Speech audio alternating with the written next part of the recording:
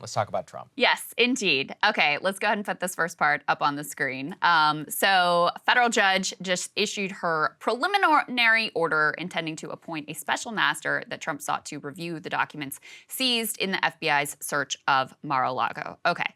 What is a special master? You may be asking yourself. I've been asking myself that as well, and I've dug into it a little bit. So these are typically appointed when you need someone to come in as sort of an independent expert to review materials that were collected to vet them for whether there is a limitation of attorney-client privilege.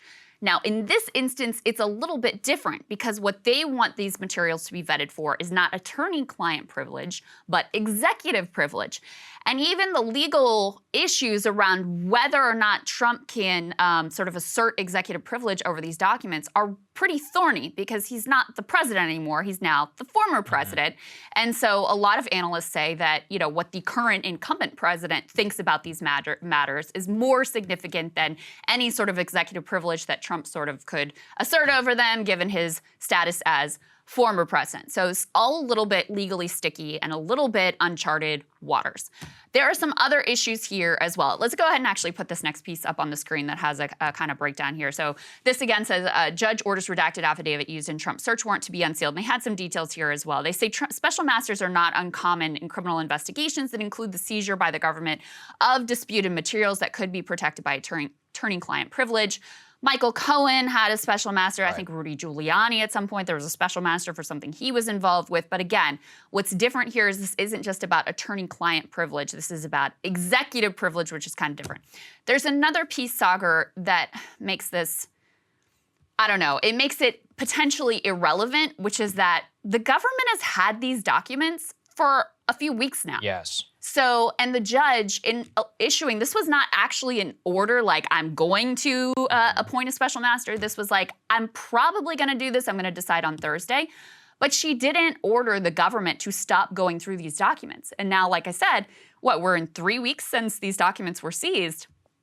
They've had a lot of time to look at what is here and sort of sort out what's classified and what are we dealing with. And in fact, the judge also ordered the government to provide a more detailed inventory list of exactly what they collected. So it may be also kind of irrelevant at this point because the government may well have already gone through everything they wanted to go through with regards to these documents. No, you're right. And, you know, it's odd because actually lawyers on both sides are describing it as such. They're like, look, it's kind of absurd in order to issue this declaration, but not actually order the DOJ to do anything. It's like you're almost virtue signaling. And as the Trump people are saying, they're like, well, they didn't actually appoint the special master. I mean, you and I have already said, I'm like, look, from what I've said, talked to some lawyers, a special master does seem like it would probably be a good idea, but probably should have been appointed in the beginning. And it's one that we've seen in many of these classified document cases, not just classified documents, but even when there's so-called, you know, executive privilege. And if you do believe the government, which is that this is some of the most sensitive classified information that exists on planet Earth, I mean, why wouldn't you want somebody to be going through it? Part of the problem, so what they have in place is what the DOJ calls a taint team, LOL, or a filter team. We'll go with that one. And so they already are supposedly going through this.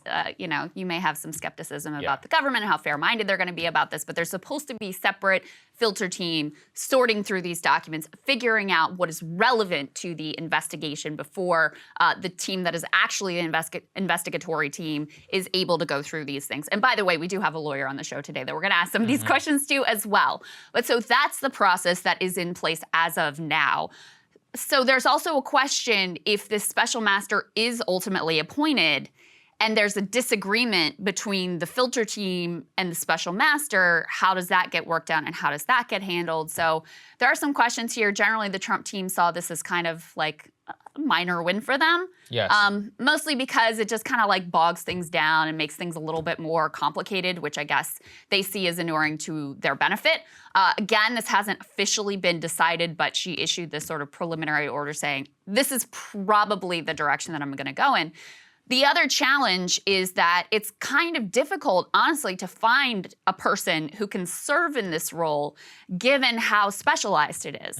So, not only do you have to have someone who's qualified in general to serve in the special master role, but you also have to have someone who has, is able to look at these highly classified, to the highest levels of top secret classification documents, who has that sort of like certification and is able to, able to do that. So that's an issue as well. So that's what's going on with the whole special master situation. As I said, we'll ask Bradley Moss what he thinks about that as well. Cable news is ripping us apart, dividing the country, making it impossible to function as a society, and making it impossible to know just what is true and what is false.